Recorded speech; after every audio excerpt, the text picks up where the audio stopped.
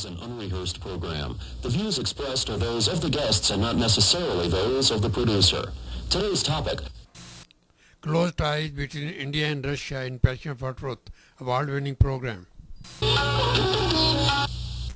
Welcome to another edition of Passion for Truth. Russia has offered to build 4 new nuclear plants in India, and both countries have signed 9 agreements in areas ranging from energy and space to business and culture.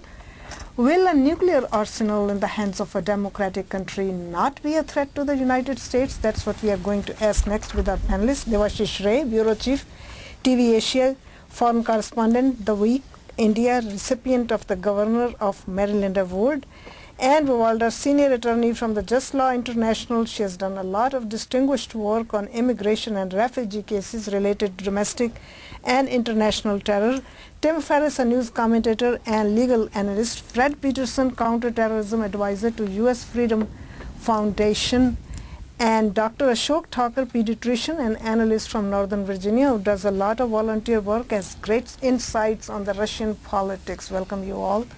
Starting with you, Devashish, what do you say to building 4 new nuclear plants in Russia? I mean, Russia is already building 2 reactors in India. Well, the answer is very simple. India is a growing economy and it has to keep its pace up with its energy needs. So obviously, nuclear power is something which is safe, environmental friendly. And the other reason being the coal in India is very dirty, so it obviously has an environmental hazard aspect to it. I see nothing wrong in expanding in nuclear civil fuel when you need it, because the economy is growing at such a fast pace.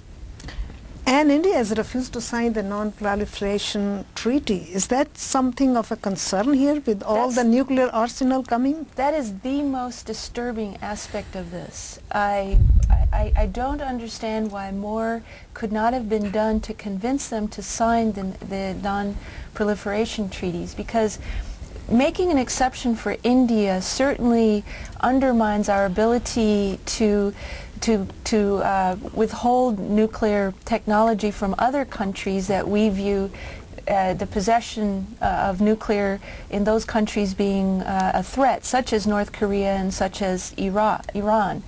And what I'd like to see happen is that India would have signed on, and I don't understand why more couldn't have been done at the negotiating table to ensure that they signed the treaty, and that, I mean, nobody's opposed to India at this time in history having the nuclear technology for civil, peaceful purposes, and, you know, we cheer that on. And I agree with those American congressmen and senators who last year sought to have answers to that question.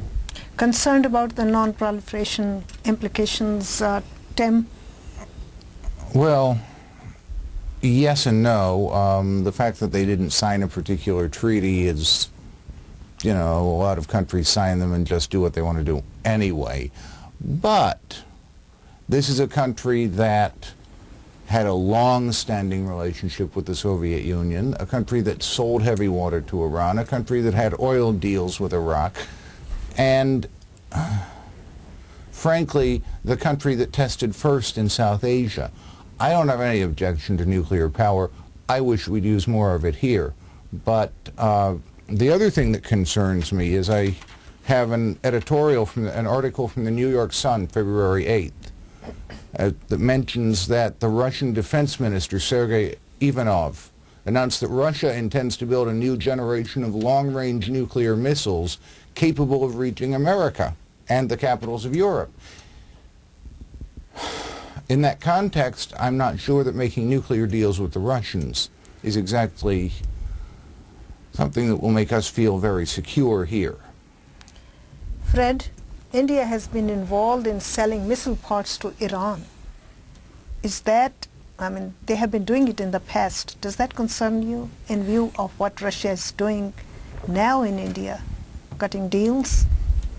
Any trade with a country that is proven to be as irresponsible as Iran from any country is a matter of great concern.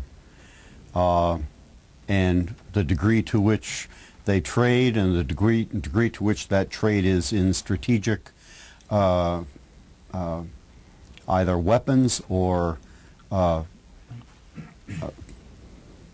commodities that could be weaponized is greater or lesser to the degree that it is that. Ashok, Russia is trying, what do you say to what Tim said, that Russia is trying to build missiles capable of reaching the capitals of Europe and America? Does that concern you? Well, it concerns everybody, including myself. But I think it was Mao Zedong who said that the gun is not the culprit. The man behind the gun is the culprit. So it is important who is handling these nuclear powers and nuclear missiles and all sorts of things. That becomes a dangerous thing if it is in the wrong hands.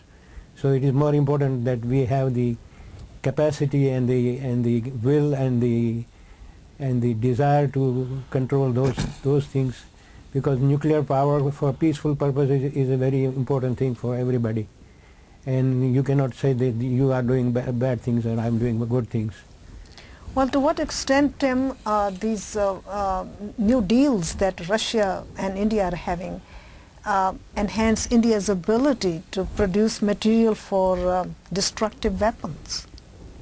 Well, certainly the more radioactive material you have on hand, the more nuclear technology you have on hand, the easier it is to develop nuclear weapons.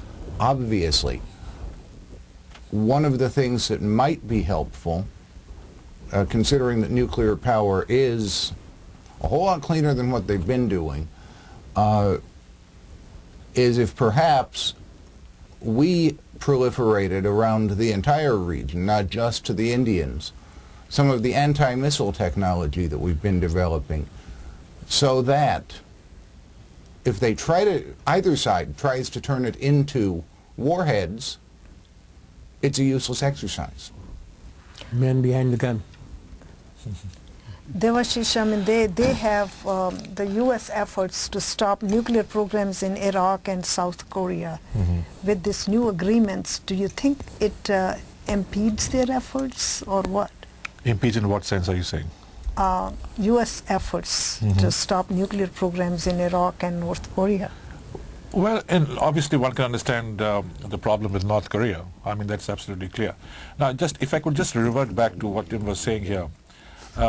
We are making a hue and cry about Russia wanting to invest where nuclear technology was concerned. The US has already done that. And that has done that because of India's impeccable credentials where it comes to non-proliferation. India is not a non-proliferator, and that has been established beyond doubt. And the Americans know that. Now, India's relation with Russia goes back a long, long time, when we had two superpowers. Unfortunately, that is no longer. Well, fortunately, unfortunately, that is no longer the case. So I see Russia has applied major weapons to India in the past as well. Yeah, and rightfully so, because India lived in a very tough neighborhood.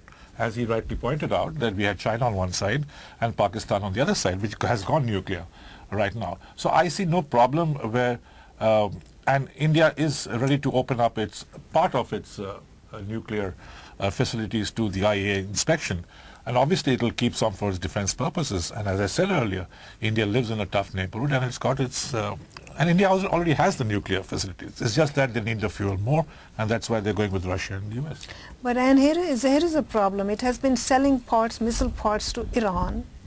Its non-proliferation status and plus more arsenal in its hands, close ties with Russia. Do they raise some eyebrows here? Well, I think India's access has been happening all along. I think part of the strategy here is to regulate India's access. And if they're unwilling to sign the treaty because their neighbors have not signed, i.e. Pakistan, then we're trying to do it in a more of a bilateral effort with the treaties that were passed a year ago between the U.S. and India, and then the U.S. Senate confirming the treaty. I think what's happened is the U.S. wants to remain engaged in India. If we lose that engagement, others are willing to fill in the vacuum. What is a bit of a surprise